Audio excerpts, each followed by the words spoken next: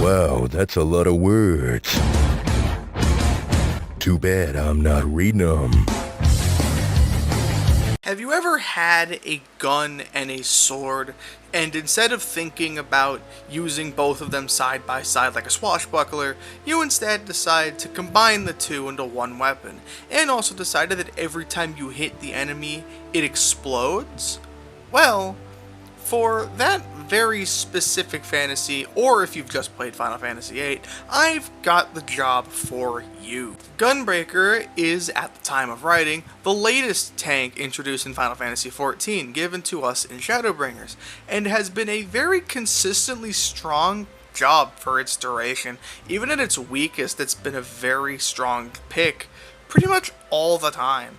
Mainly because, unlike the other tanks, this tank is more focused on the damage side of things. However, is also very strong on the defensive side of things as well. And currently in Dawntrail, it is a phenomenal pick. So if you want to learn how to use the Gunblade, well, you've come to the right place. First, I will talk about everything the job has to offer up to level 50, including roll actions, because tank roll actions are incredibly important. After that, I will talk about every skill the job gets in sequential order, all the way up to max level, where we talk about how everything comes together at level 100, and any tips and tricks on how to play the job at max level. Do keep in mind that the max level section might be a bit longer than my previous guides on Paladin and Warrior, because Gunbreaker has a lot more nuance to it. It'll make more sense when we get there, trust me. So this guide may be a little bit longer than my last ones. And if you want to jump around to any specific level range, for whatever reason, there will be timestamps in the description for you to do that. And now, let the games begin. One of the most important skills for Gunbreaker is unlocked at level 10. Royal Guard is your tank stance, and needs to be on whenever you're tanking enemies. Your Pictomancer over there isn't tanky enough to take hits. They're too busy drawing silly pictures. So you need to have this on and do damage to make sure the enemy attacks you. In terms of doing said damage, you have your single target combo of Keen Edge into Brutal Shell into Solid Barrel. Brutal Shell has a silly little heal effect on it, which gives you a little bit of extra health back. Not super useful, but it does come in handy sometimes. And for AoE, you have Demon Slice into Demon Slaughter. And for range, you have Lightning Shot to attack at a distance. At level 30, your main job mechanic is unlocked in the form of Cartridge Charge. This means that whenever you use Solid Barrel or Demon Slaughter in a combo, you will gain one cartridge, which you can use on Burst Strike, which is a single target, fairly powerful GCD. You will want to use this whenever you have your damage buff up. Speaking of which, No Mercy is your damage buff, which increases all of your damage by 20% for 20 seconds on a 60-second cooldown. So you will be using No Mercy every time it comes up. No Mercy is paramount to your damage, so keep an eye on it. Use it whenever you can. In terms of maximizing damage under No Mercy, that is going to be your bread and butter. At this point, there isn't really much to throw in there. It's just throw as many burst strikes as you can in there. So whenever you get cartridges from your 1-2-3 combo, throw them into No Mercy. It'll help you with your damage. You also have Danger Zone, which is a 250 potency off global that you use once every 30 seconds. Make sure that whenever No Mercy's up, you'll also use Danger Zone in there for extra damage. What this effectively means for your rotation is you will stockpile as many cartridges as you can for Burst Strike. How you'll do this is you'll complete your 1-2-3 combo as many times as possible up until you get 2 cartridges. Once you've done that, you'll do the first 2 hits of your combo, then use Burst Strike, since Burst Strike does not break your combo, and then continue onwards as normal. Do this until No Mercy comes up, and then spam Burst Strike when it comes up. And then use Danger Zone whenever it comes up as well. In terms of AoE, you don't have an AoE spender until a very, very high level. So at this point you could just use Burst Strike on a single mob. Typically find the mob that has the most HP at the time, and use Burst Strike on it whenever you can. It just helps to make it so one enemy doesn't live for forever when you're doing a dungeon. And really that's it for the offense actually. Gunbreaker is very simple when it comes to the offense actually at this level. In terms of defense, it's not that much more complicated. At level 6 you have Camouflage, which gives you a 10% damage mitigation and a 50% extra parry chance. Parrying is similar to Paladin Block, except worse in every way. It is an RNG chance for every job in the game to parry something. However, the parry chance is incredibly low, and is only 15% damage mitigation when it does happen. Gunbreaker is the only job in the game that increases parry rate in any way, which doesn't really help too much. It can help, but you're mainly using it for the 10% damage mitigation. That's what it's good for. And to be fair, it's good for that purpose. At level 38 you get Nebula, which is very similar to other tank similar cooldowns. 30% damage mitigation for 15 seconds on a 2-minute cooldown. Not much else to say, it's a very strong tool. At level 45 you gain Aurora, which gives you a 200 potency regen for 18 seconds. This effectively rounds out to the equivalent of Warrior's Equilibrium. This is because the game registers damage over time effects and healing over time effects on an internal 3-second cooldown. So you'll get 6 200 potency heals over time, which equates to a roughly Warrior's Equilibrium work. Some people will say it's not a good skill, and those people are liars. It's not something that'll have a big effect, but hey, extra healing is better than no healing. Plus, it stacks with whatever your healer's giving you. So it's just that much more on top of what the healer's already giving you, which does help them out a decent amount. And you can also put Aurora on somebody else. This means that Aurora also has some party utility. You can give it to a DPS who currently needs health, or even on your healer in case they're struggling because they got hit by mechanics on accident. However, you'll usually be using it on yourself for dungeon pulls, just for that extra healing. And then at level 50, you get the button that trolls healers everywhere in the form of Super Boli.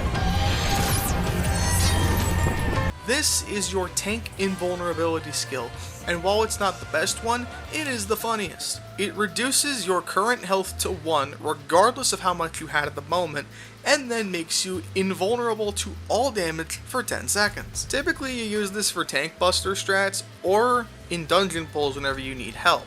However, be careful when you use it, because you will hear your white mage cursing like a sailor if they use Benediction on you, and then you use Super Bolide right after. It has happened before, it will happen again, but be careful. And that's everything Gunbreaker has up to level 50. However, we gotta go back to the role actions, because again, role actions are important. First is Rampart, 20% damage mitigation for 20 seconds. This goes hand in hand with Nebula for dungeon pulls, which does not mean use them both at the same time. Use them sparingly and spread out. But Rampart is incredibly important, so make sure it's on your hotbar. Next is Low Blow, which is a stun. Typically stuns aren't really that useful. They're mainly used in dungeons for dangerous mobs, which does have some use in recent dungeons, but for bosses you're not really using it at all, so just keep it in the back pocket for dungeons especially. Next you get Provoke, which is a very important skill. What this does is when you use it on an enemy, it puts you at the very top of their aggro list, and then gives you a little bit extra. This means that you use it for either tank swapping for bosses, or in dungeons whenever you miss an enemy and is currently just laying the smackdown on a DPS. This makes it easier for you to grab them and then have them come to you. Next you have Interject. Have you ever seen cast bars that have this red flash on them? Those are interruptible. So you use Interject on it and it interrupts their skill.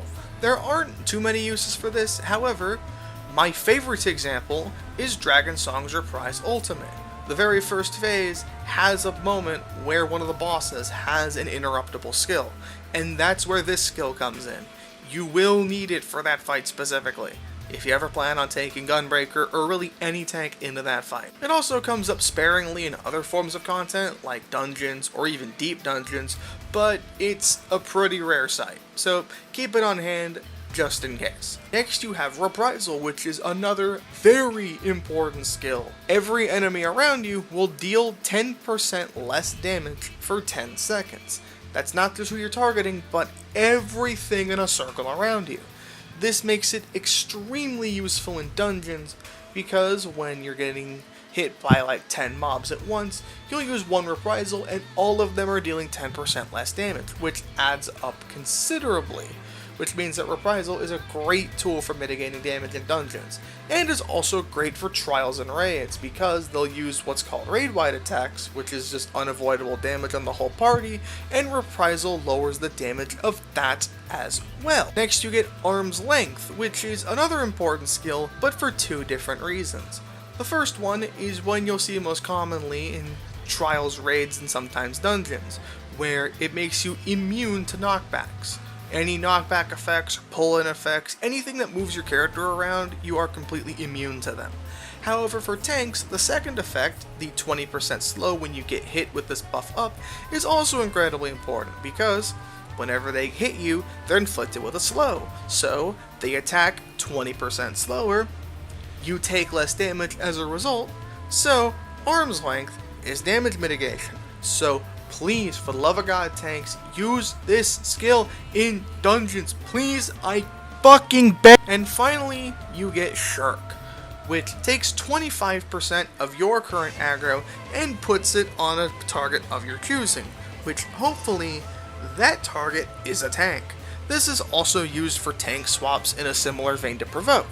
This means that if you are provoking the boss, the other tank will want to use Shirk on you. That way, you gain a comfortable aggro lead so they don't end up stealing it on accident.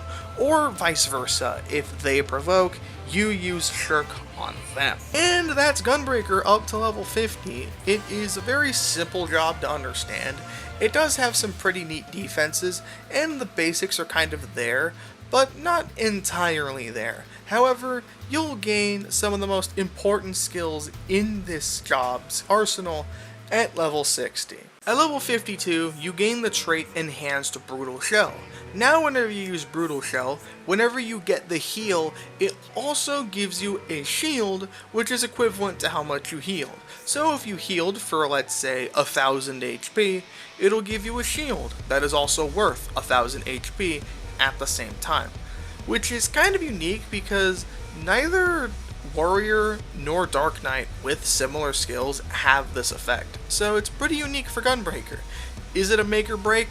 No, but it's still very useful and gives Gunbreaker that little bit of extra mitigation when it's main tanking. At level 54, you gain the last trait you're going to be seeing for a while, Enhanced No Mercy. This is a new trait in Dawntrail, which makes it so No Mercy gives you a second buff called Ready to Break. This lets you use the skill Sonic Break, which is a 300 potency GCD skill, which also has a 60 potency damage over time effect for 30 seconds. This means that it'll do 600 potencies worth of damage over the course of 30 seconds. This is effectively the game telling you, use Sonic Break under No Mercy. At level 56, you gain Trajectory, which is another new thing in relation to Dawntrail. This replaces Rough Divide as your gap closer. Rest in peace, Rough Divide, you will not be missed. Trajectory functions like similar gap closers, where you dash toward the target and you do no damage. However, you will aggro enemies who currently aren't aggroed, because it technically has an attack attached to it. It's a 0 damage one that generates aggro, but it's weird. With Trajectory having 0 damage attached to it, this means that you can use it for utility, which is what gap closers should be used for. This gives you a whole lot more freedom in terms of how you deal with boss uptime.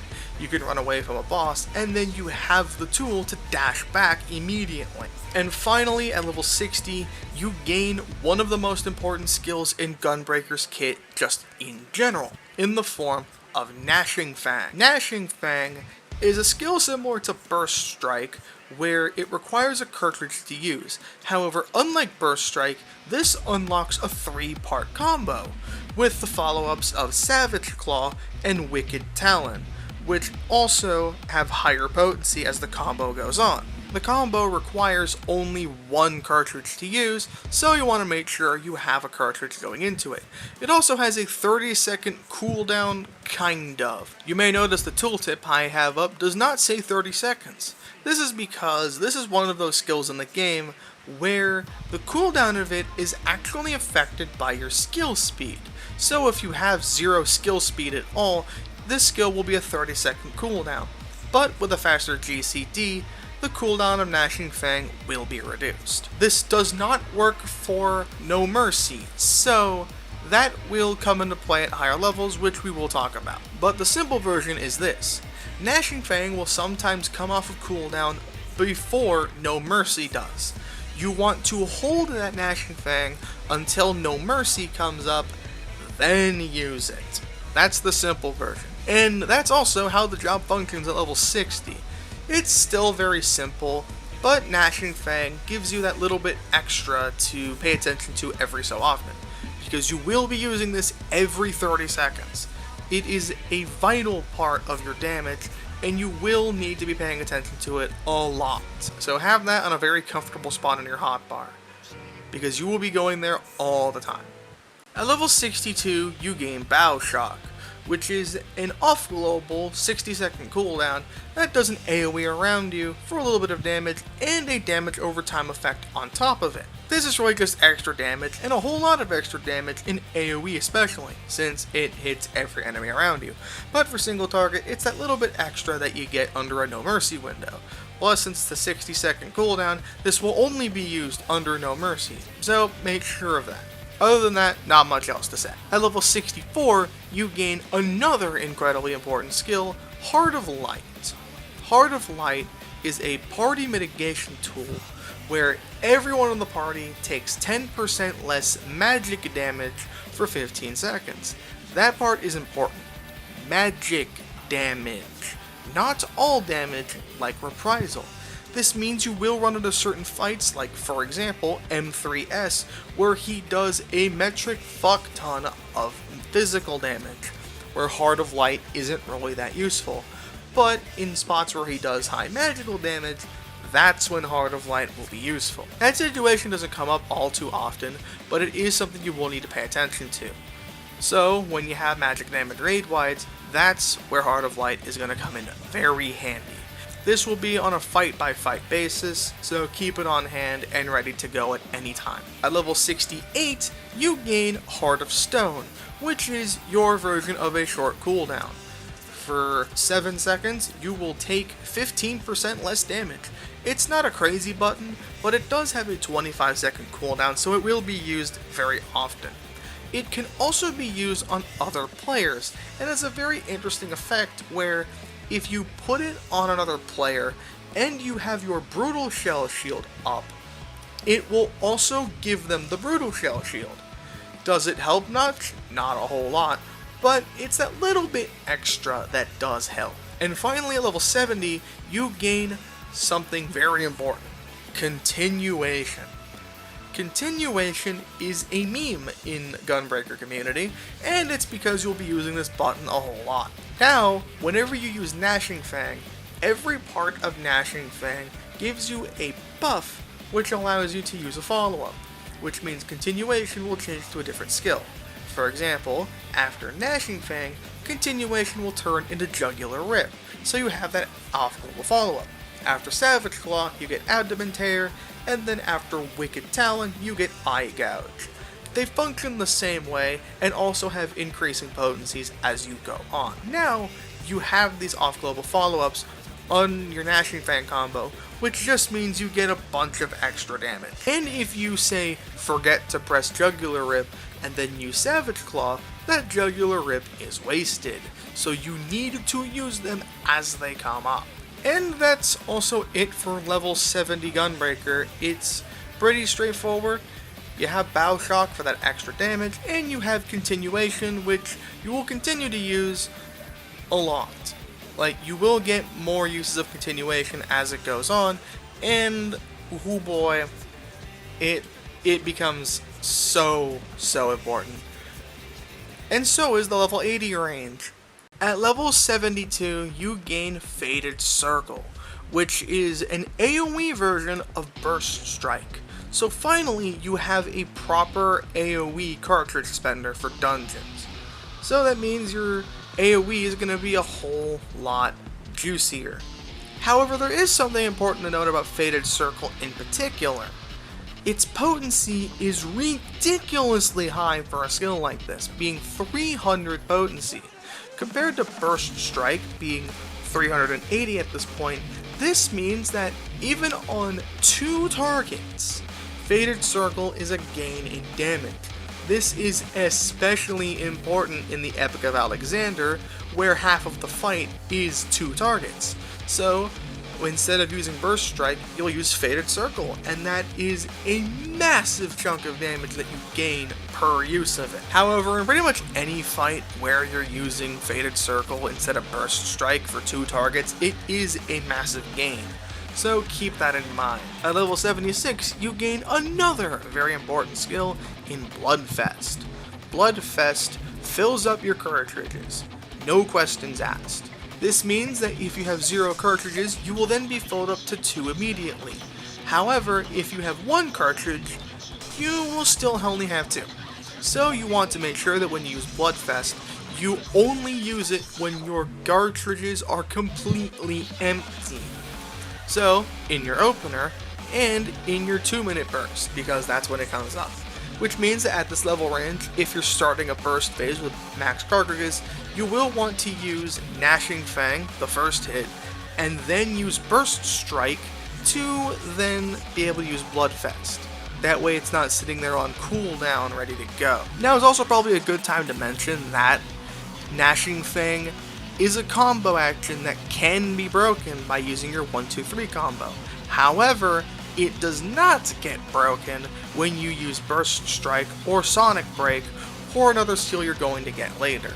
Bloodfest is why that's important, because you want to make sure your cartridges are empty to use it. That way, at least at this level range, you get even more uses of Burst Strike under No Mercy. And there's a whole lot more to talk about with Bloodfest, and we'll talk about it later, because it's a lot more prevalent at max level. But just keep this rule at the back of your mind. If 0 cartridges, use Bloodfest. If more than 1 cartridge, don't use it. And finally at level 80 you gain a new trait, and haven't seen one of those in a while, in the form of Danger Zone Mastery. This upgrades Danger Zone into Blasting Zone, which functionally is the exact same skill. However, the damage is almost tripled, on top of having a new animation, which just makes it feel a lot beefier. It also retains 30-second cooldown, so it goes from an itty bitty part of your damage to a massive part of your damage, especially if it crits. And that's how the job is up to level 80. It's a very straightforward job and pretty forgiving, actually. 2 cartridges isn't a whole lot, and you have a lot more wiggle room because you'll be using Burst Strike / Fated Circle for filler a lot more often. And you aren't really limited on your resource. You'll get a decent amount of it pretty quickly. However, the next level range is when things get very silly. At level 82, you gain Heart of Stone Mastery, which upgrades Heart of Stone into Heart of Corundum. It still retains a 25-second cooldown, but now it has 2 different damage mitigation buffs, which add up to roughly a 27% damage mitigation.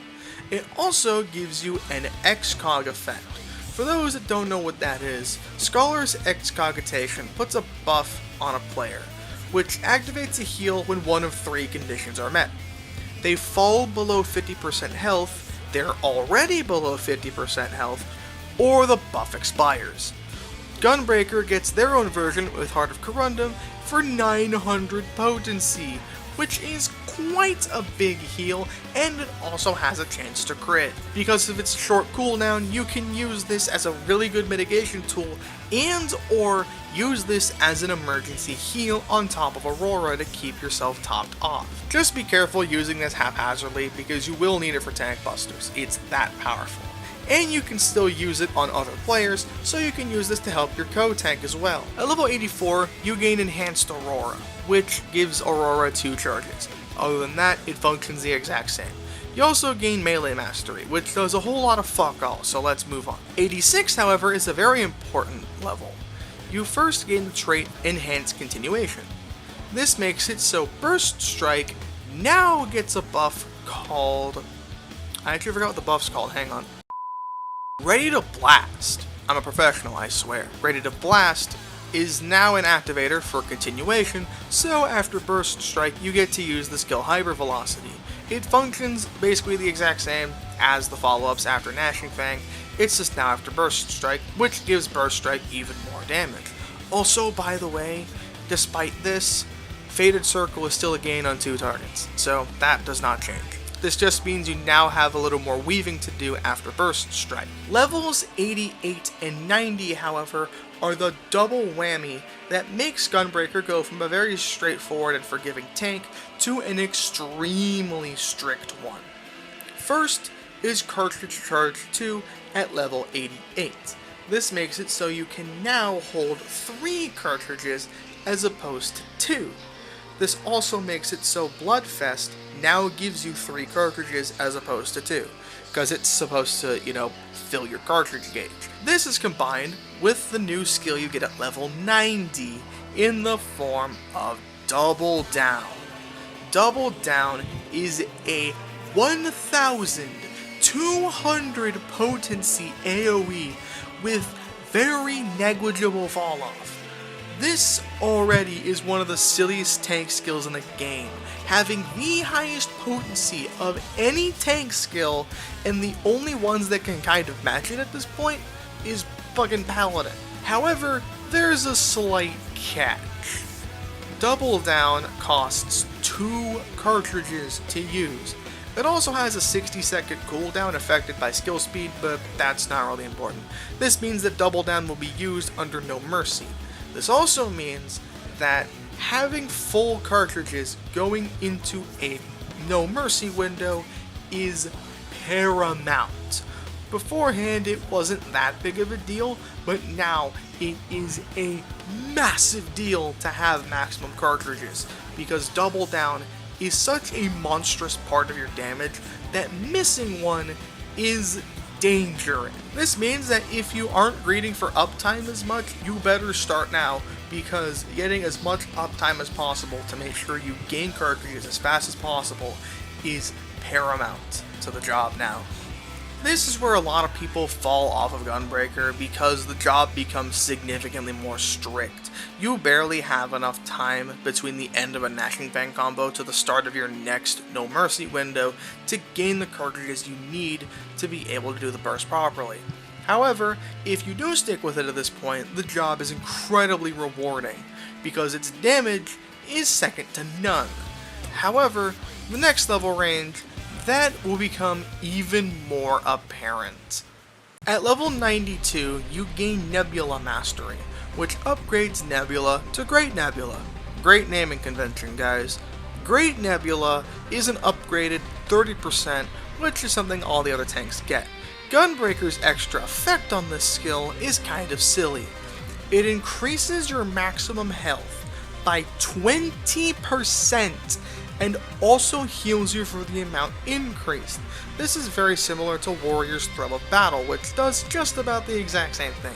You don't get the increased healing received like Warrior does, but you don't need it, because your health pool is so gigantic regardless. This and Paladin's Guardian are some of the strongest damage mitigation tools in the game, because it's also a 40% damage mitigation.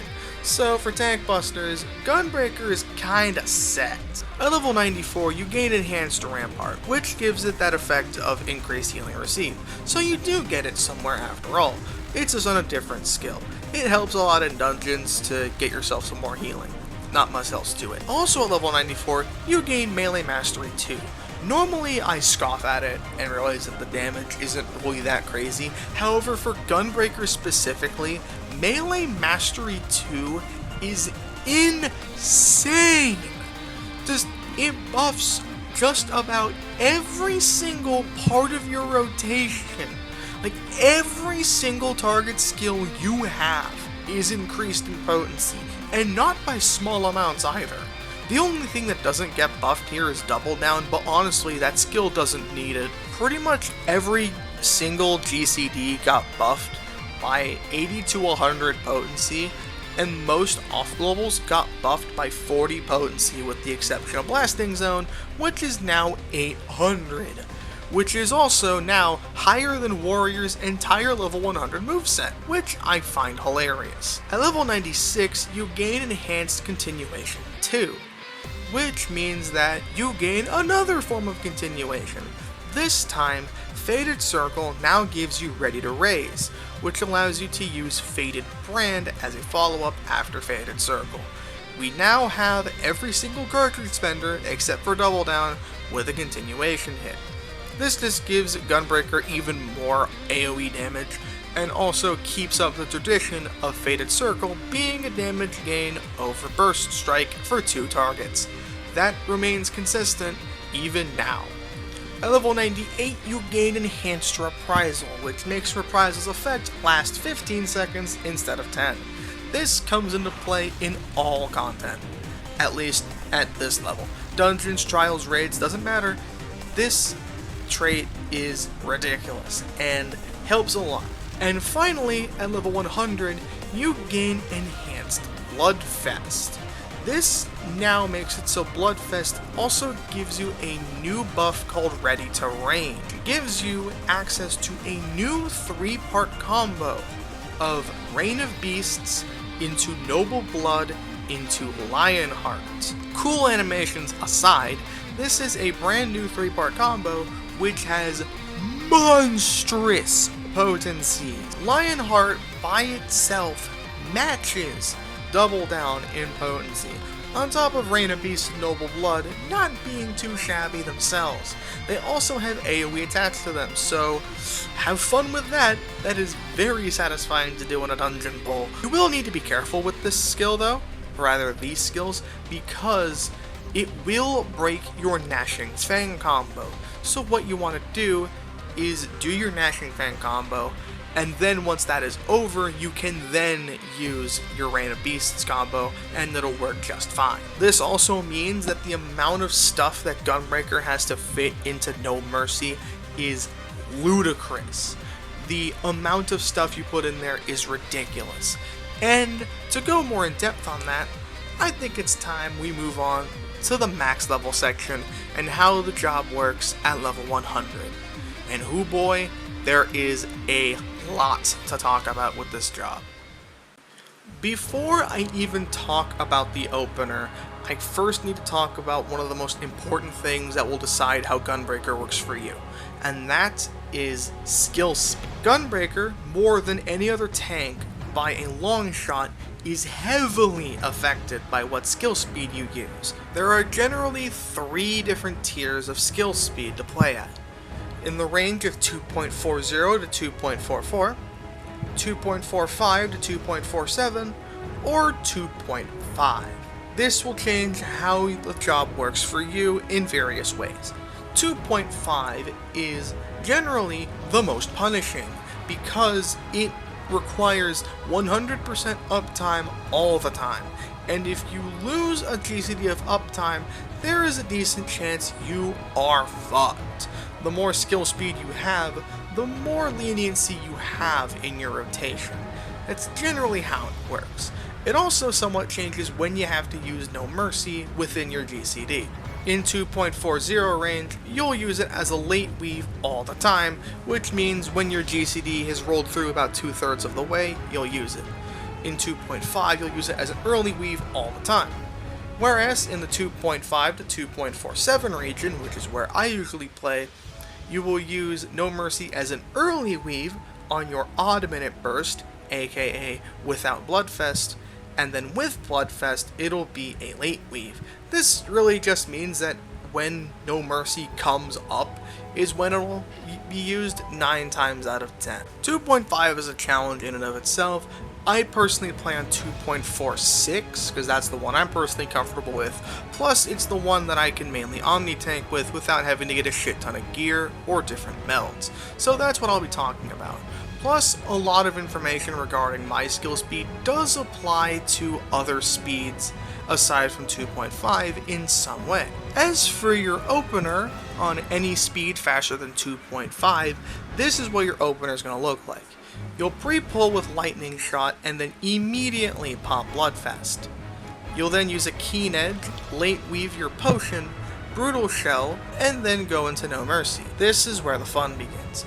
You're using Gnashing Fang, Continuation Bowshock, Double Down into Blasting Zone, Savage Claw into its continuation, and then Wicked Talent with its continuation as well. You'll then use your Reign of Beasts combo in its entirety, Solid Barrel, and then Burst Strike. One thing you may have noticed that I forgot was Sonic Break. That's intentional because Sonic Break can be used almost anywhere depending on what you're doing. Depending on where you are in your 1-2-3 combo when your No Mercy starts, you will have to change when Sonic Break is used. This is because you will want to land Burst Strike and Hyper Velocity both under buffs if possible. This means, for example, you start a No Mercy window where your last stop is Solid Barrel, you'll do your whole combo with Gnashing Fang, Double Down and shit, you'll then use Solid Barrel, Burst Strike, then Hyper Velocity, and then Sonic Break. However, in the opener, you can use it basically wherever you want, so the opener that from the balance, which is what I'm referring, uses it after Double Down. So you can do that if you want. However, where you optimally use Sonic Break changes depending on where you are in your burst, in your rotation, so keep that in mind as well. In terms of your basic filler, it remains the same from earlier levels. You'll use your 1-2-3 combo when you have nothing else to do, then you'll use your Gnashing Fang combo whenever it comes up, in its entirety. You will also want to use Blasting Zone as it comes up. And also remember that Gnashing Fang will come off on cooldown before No Mercy does, so hold Gnashing Fang until No Mercy happens. Once you go into your even minute bursts, you'll typically be using Bloodfest after Double Down. The reason you did it before early was because you wanted to make sure all of your biggest hits are used under party buffs, which is why you go into No Mercy earlier than you would expect.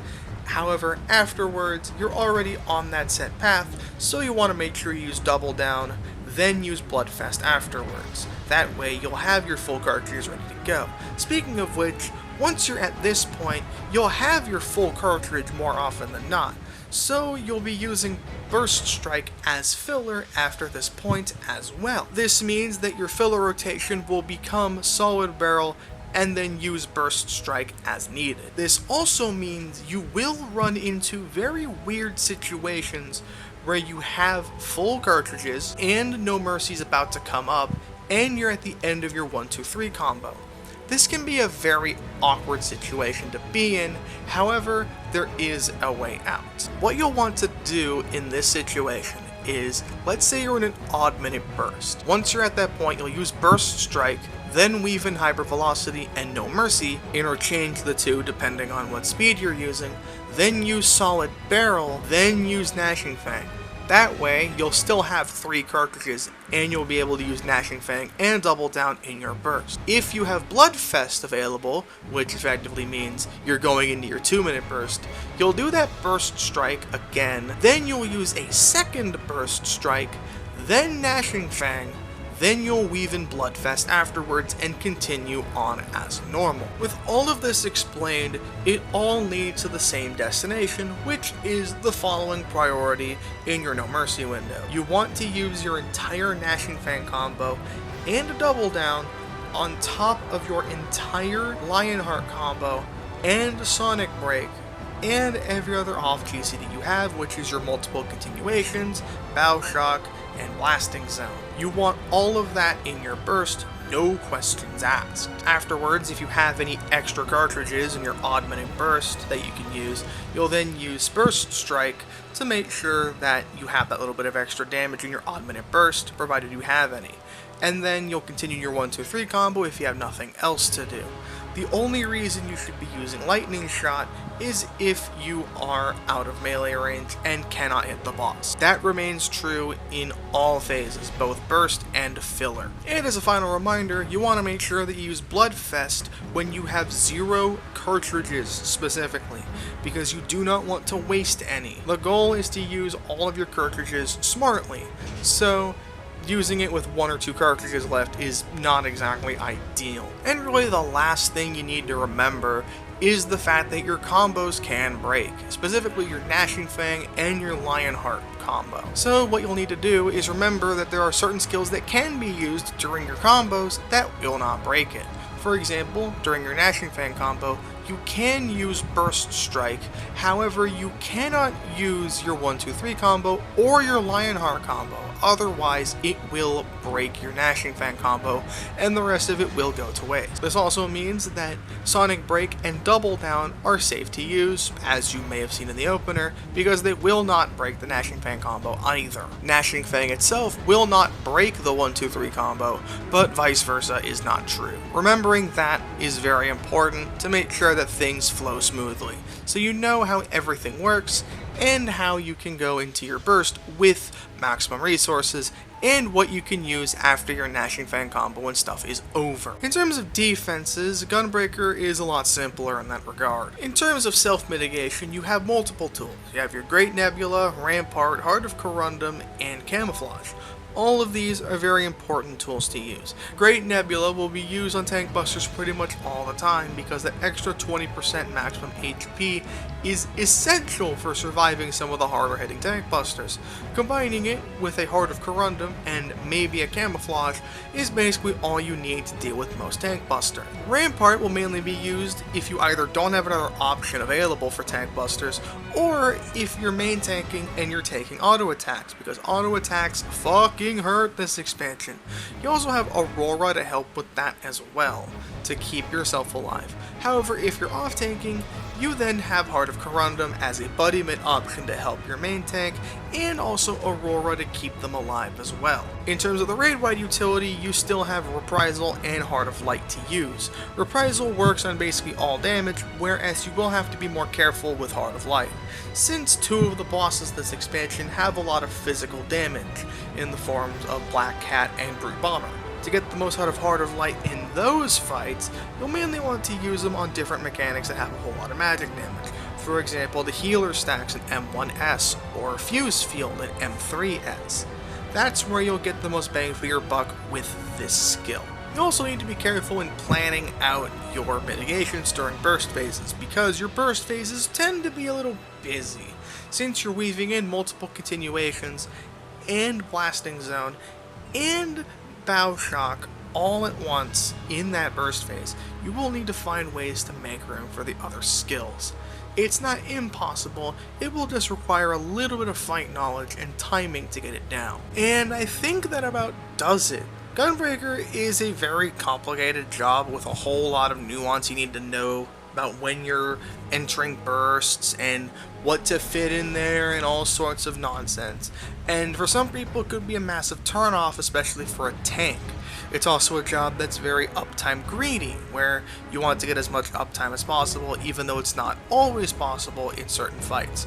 Regardless, if you're able to make it work, Gunbreaker is a fantastic choice to bring into raid. It's a lot of fun, it brings big damage, it can be very satisfying to play when you get those big hits, and it still has pretty good defenses, making it pretty good as, well, a tank.